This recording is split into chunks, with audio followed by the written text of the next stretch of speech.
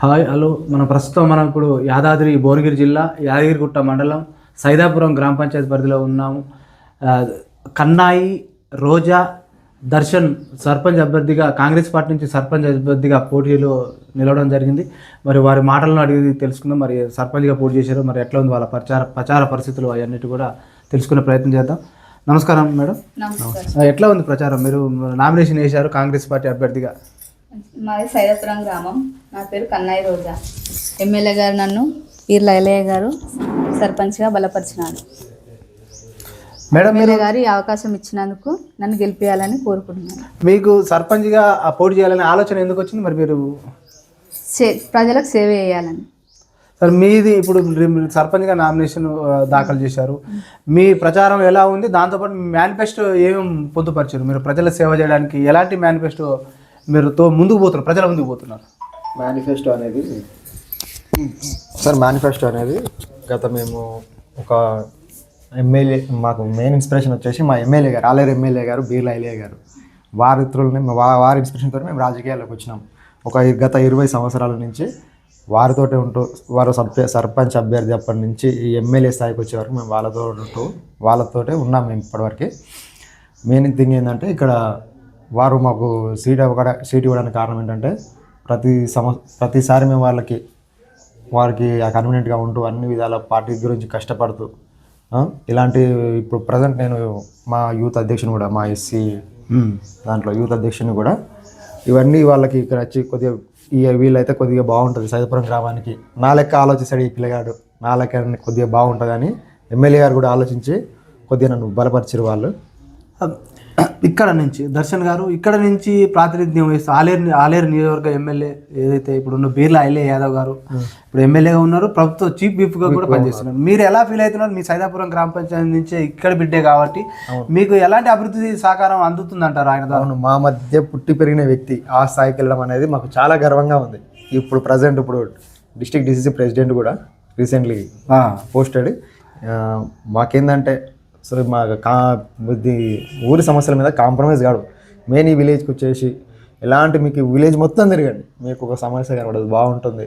అలాగే ఇదే విలేజ్ ప్రకారం ప్రతి ఒక్క విలేజ్ మన ఆలేరు నియోజకవర్గం మొత్తం సార్ ఇనిషియేట్ తీసుకొని చాలా బాగా చేయడం జరుగుతుంది. అందుకని సార్ గారికి మాకు అంత అటాచ్మెంట్ ఉంటుంది కొద్దిగా. ఇప్పుడు ప్రస్తుతం మీరు అంటే సర్పంచ్ గెలిచిన తర్వాత మీరు ప్రజలకు ఎలాంటి సేవలు అందించే అవకాశం ఉంది? మీ దగ్గర మీ ప్రణాళిక ఏముందంటారు? ప్రణాళిక వచ్చేసి ప్రజెంట్ కాంగ్రెస్ పార్టీ పెట్టిన ఇవి ఉన్నాయి కదండి, ఇందిరమ్మ ఇల్లే కానివ్వండి, ఇవన్నీ ప్రస్తుతానికి సైదాపురం గ్రామంలో ఇందిరమ్మ ఇల్లు ప్రతి ఒక్క ఇల్లు లేని వారికి, పేదవారికి ఎమ్మెల్యే గారు ప్రతి ఒక్కరికి చేయించడం జరిగింది. సో గ్రామంలో అంటే సమస్యలు కూడా చాలా ఉన్నాయి అంటారు. ఎందుకంటే పాలక వర్గాలు కాలాల పరిమితి ముగిసిపోయి కూడా 20 నెలల పైచిలకి అవుతుంది, నిధులు లేకుండా ఉన్నది కాబట్టి మరి మీరు రేపు అవకాశం వస్తే మీరు దీన్ని ఎలా ఓవర్కమ్ చేసి గ్రామానికి ఎలాంటి అభివృద్ధి అందే అవకాశం ఉందంటారు? నిధులు అనేది వస్తాయి, కొద్దిగా మనం చేసుకుని పోతుంటే అవే వస్తాయి. నిధులు అనేది సాయపురానికి అలాంటి ఇబ్బంది ఏం లేదు. ఎమ్మెల్యే గారు మా ఊరు విషయంలో అలాంటి ఏం చేయరండి, అలా చాలా పాజిటివ్ ఉంటారు అన్ని. మీరు కూడా ఒక యువకుడిగా ఉన్నారు మేడం, మీరు యువకులు, మీరు యువతకు ఇక్కడ ఉపాధి అవకాశాల విషయంలో కావచ్చు, లైబ్రరీ చదువుకోవడానికి, పోటీ పరీక్షలు ప్రిపేర్ అయ్యేందుకు గ్రంథాల విషయంలో కావచ్చు, మీరు ఎలాంటి చొరవ చూపుతారంటారు? మ్యాక్సిమం ఎవరు అంత ఎడ్యుకేటెడే, విలేజ్ వచ్చేసి చాలా మట్టుకి ఎడ్యుకేటెడ్ పీపులే, అంత అలా ఏముండదని అందరికీ తెలుసు. ఇప్పుడు ప్రస్తుత పరిస్థితుల్లో డబ్బుమయ రాజకీయాలు, మరి ఈ డబ్బుమయ రాజకీయాలు ఓటర్లను ఏ విధంగా? నేను మామూలుగా పేద కుటుంబం, మాది కూడా పెద్ద ఏం లేదు, పేద కుటుంబం నుంచి వచ్చిన మాకు ఎమ్మెల్యే గారు పేద కుటుంబం అని తెలిసి అరే ఈ పర్సన్ బాగా డబ్బు అనేది ఇక్కడ మ్యాటరే కాదు, డబ్బు అనేది చూడలేదు. పేదోళ్ళు వీళ్ళు మామూలుగా మేము మధ్యతరగతి కూడా ఇంకా బిలో అట్లా చూసి కూడా డబ్బుల విషయం అనేది చూడలేదు. వీళ్ళు ఏదో బాగుంటుంది, యాక్టివ్ ఉంటారు, వీళ్ళ అమ్మ కానీ నాన్న కానీ వీళ్ళ ఫ్యామిలీ యాక్టివ్ ఉంటుంది, అందరిలో మంచిగా ఉంటారు, అదొకటి చూసి ఇచ్చారు. సరే, విద్యా వైద్యంపై ఎలాంటి అంటే సేవలు చేసే అవకాశం ఉందంటారు మీరు? అంటే గ్రామ స్థాయిలో విద్యా బలోపేతాన్ని కావచ్చు, స్కూళ్ళ బలోపేతాన్ని కావచ్చు, వైద్య విషయంలో ఏదైతే పల్లె దవాఖానాలలో ప్రజలకు మీరు సర్పంచ్గా అంటే మీరు పోటీ చేస్తున్నారు కాబట్టి అవకాశం వస్తే మీరు వైద్యంపై ఎలాంటి దృష్టి పెట్టబోతున్నారు? విద్య అంటే పాజిటివ్ ఉంటుందండి. విద్యా విషయంలో విలేజ్లో ఏం అలాంటి కాంప్రమైజ్ సిచ్యువేషన్స్ ఏం లేవు, మంచిగా ఉంది. నేను ఇట్లా పోస్ట్ గ్రాడ్యుయేట్ స్టూడెంటే, ఎంకామ్ చేశాను. నేను ఇక నేను చదువుకున్నాను బట్టి నా లెవెల్లో నేను ఆలోచిస్తాను అట్లా.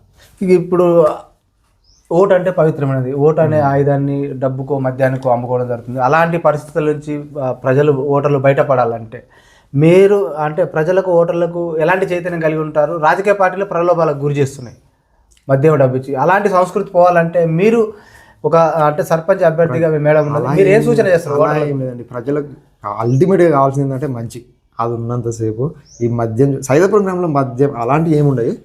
అల్టిమేట్గా కావాల్సింది మంచి. ఎమ్మెల్యే గారు దగ్గరుండి చూసుకుంటారు మా గ్రామానికి, సో అలాంటి ఇబ్బంది ఏం లేదు.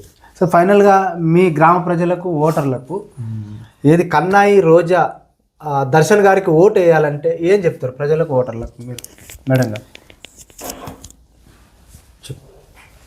మీ ఓటర్లకు ప్రజలకు ఏం చెప్తారు? మీకే ఓటు వేయాలంటే ఓటు వేయాలి, మంచిగా గెలిపియాలి ఊరుకు.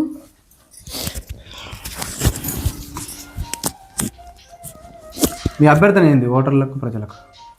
సైదాపురం గ్రామ ప్రజలకు ఏంటంటే ఎమ్మెల్యే గారు కానీ గ్రామ పెద్దలు కానీ ఇది మాకు ఒక అవకాశం ఇచ్చినందుకు వాళ్ళకి పేరున ప్రతి ఒక్కరికి కృతజ్ఞతలు.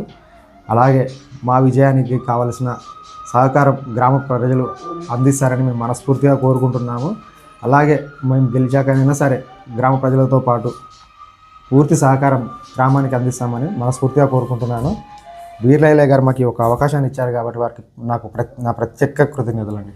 Thank you sir. చూస్తూనే ఉండండి మీ తెలుగు టీవీ.